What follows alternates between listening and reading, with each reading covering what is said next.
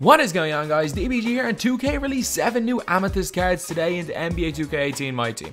Well, they didn't release the cards into the game. They are historic collection awards that are apparently able to be completed now. Because obviously, a lot of the times, some of the cards never showed up. Like, as far as I know, there's still no Quentin Richardson, and they already said the Danny Manning card was out for the Clippers. But anyway, that's not the point. So we're going to go over the stats of all 7 of these cards because you can't see the stats in-game. And it's very unlikely that you're going to see any gameplays with them because very few people are going to go out of their way to complete the star collection. But maybe a few of your favorite players are going to be in here, and maybe you guys just want to see the stats anyway. So I'm going to go over them now. First up is Jerry Sloan from the Chicago Bulls, a shooting guard with 16 gold and 2 Hall of Fame badges.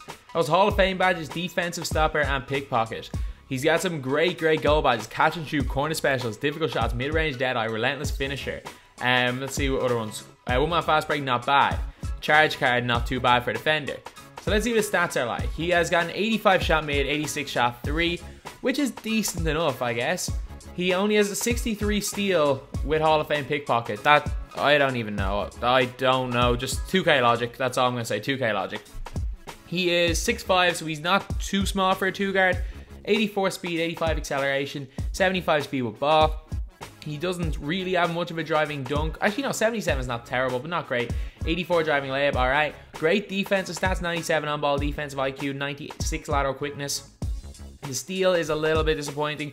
81 speed with ball, not the best. And this card has the stats of like a Sapphire now. This card is the stats of a lot of Sapphires without, obviously the Sapphires don't have the Hall of Fame badges. So you're really probably paying upwards of, let's see this collection. So there's a Michael Jordan there. So you're paying upwards of, I'd say, 150k for a Hall of Fame badge. And yeah, nowhere near worth it, to be honest. And that's at least 150k. Not a bad card, but at this stage, unless they decide to juice all of these Amethyst cards like they did with the Diamonds last year, a lot of them are extremely underpowered. Now we've got Stephon Marbury, a card that a lot of people were excited about. He's got 2 Hall of Fame badges: tireless score and one-man fast break. Tireless score is a really good one to have, to be fair. Goal catch and shoot, goal mid-range deadeye, goal acrobat, goal dimer. He's got goal pickpocket as well. He's got an 89 open shot mid, 83 open shot 3, so good but not great. 94 ball control is good, 96 speed, 90 acceleration is really good. No driving dunk, really, at 35. Driving layup 94 is alright. No post game at all. He's got good enough passing stats. 96 speed with ball is good. 82 on ball defense is alright, but he's a 58 steal, even though he's goal pickpocket, so it's kind of weird. Good lateral quickness of 87, so a really nice all-around point guard, everything except dunking. But again, the problem is that I'd say in a couple of weeks we're going to be getting Ruby cards. That'll be about 10 to 15k. That'll be as good, if not better, than this card. Because, of course, intangibles. A lot of the time, the higher the intangibles, the worse the card normally plays for its rating. The only thing is that Marbury might have a little bit of hype because it is the first time in a long time we have seen a Stephon Marbury card. But realistically, before the end of this year, we're going to see a New York Knicks Stephon Marbury, or even a Nets or Suns Stephon Marbury, where he was like an all-star, I think. Was he an all-star with the Nets and the Suns, or just one of them? And he was still averaging 20 a game at some stages in New York. So Stephon Marbury could have a good enough card in the future. Let's have a look at his collection. Terrell Brandon, Serbiak, Leitner, Rubio, Sam Cassell. This collection could end up being relatively cheap though. So you never know. This could actually be an alright one to complete. There could be a stage where these cards all end up being 10k, these end up being like 20k, and these all end up being cheap and you pick it up for 60k. And if you like Marbury, that mightn't be the worst idea in the world to pick him up. Now we've got PJ Brown from the New Orleans Pelicans, who comes with 1 Hall of Fame badge, which is defensive stopper. His Sapphire card was basically Tyson Chandler. Like, they were basically the same card, and they're so similar that if you typed in PJ Brown, Tyson Chandler came up. But anyway, let's have a look at these stats. 70 speed, no real 3-ball, 85 shot mid though, which is alright, 85 free throw. No post game actually, and he's a 7-1 center.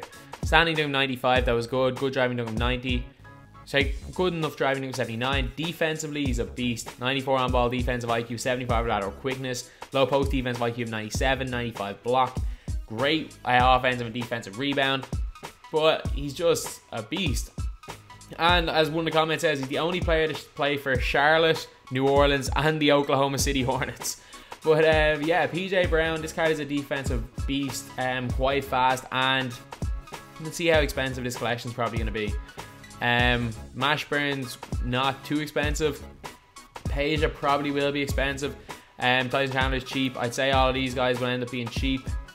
So this collection could actually be a doable one, because this card could be really nice. This PJ Brown card as a defensive specialist.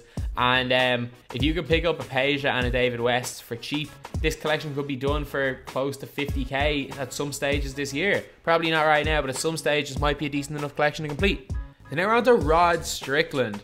Rod Strickland already has a Ruby card and a Sapphire card. Sapphire card is alright, the Ruby is slightly better.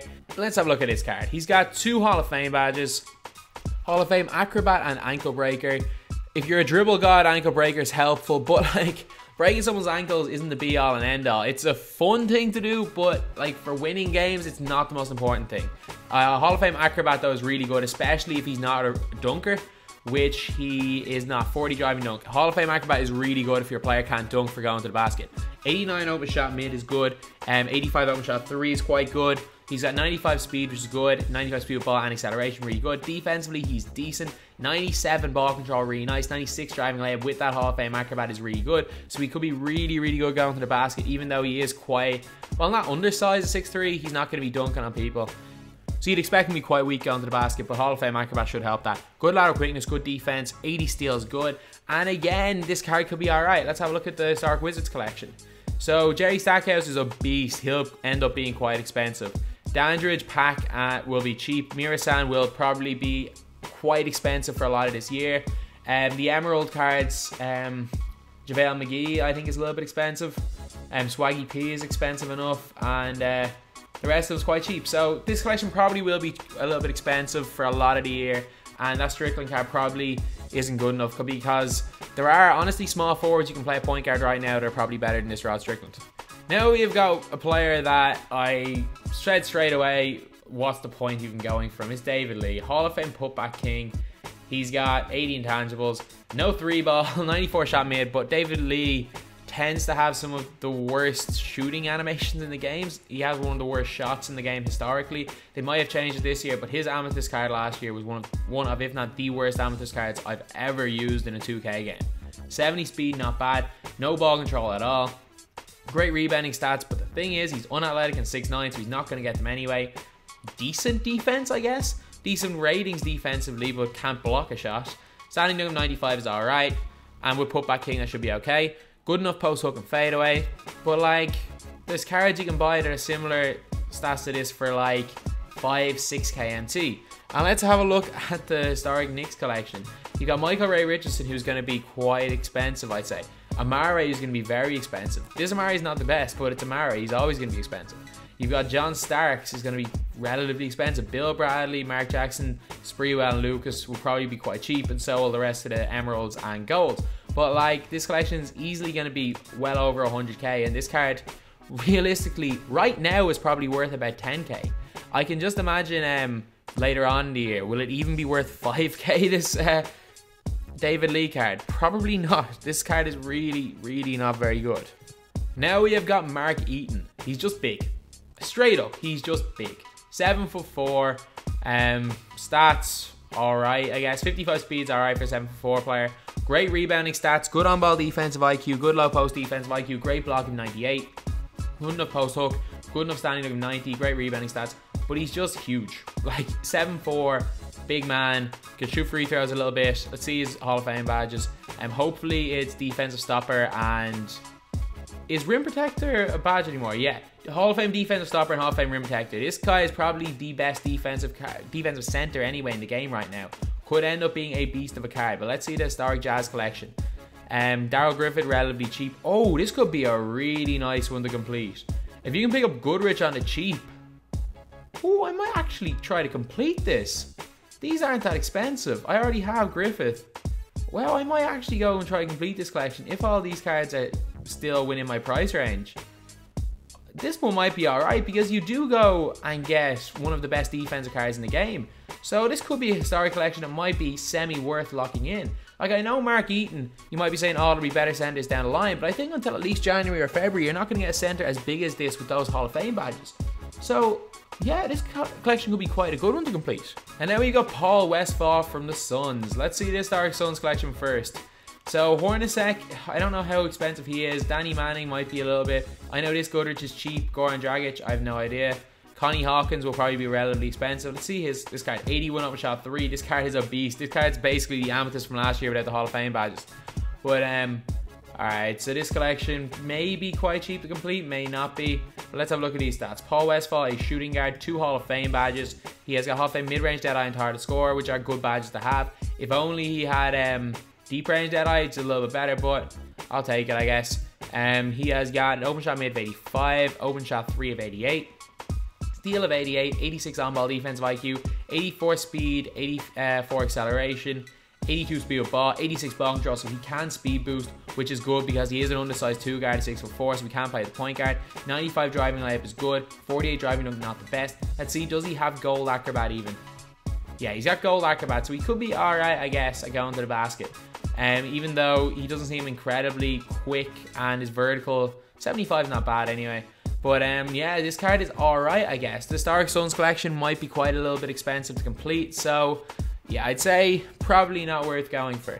If the ones I'd say that are worth going for really, Mark Eaton and maybe PJ Brown. Otherwise, I don't think these cards are probably too worth going for. Not bad by any means, but not the best.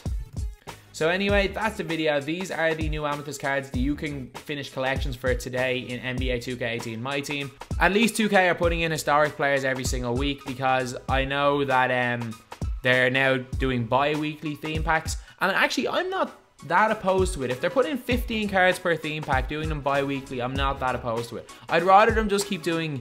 I'd rather them do the opposite and put 7 cards in and make them weekly and half the price of the packs, which would be ideal because everyone would be hyped about that and everyone would open more of the packs because you have a better chance of getting, say, 7 cards. And it's also easier to complete the collection, so people will be buying more packs to complete the collections, and I just don't know why 2K didn't think of this. Sorry about the rant. But anyway, that's the video. Thank you guys for watching. Please like, comment, and subscribe.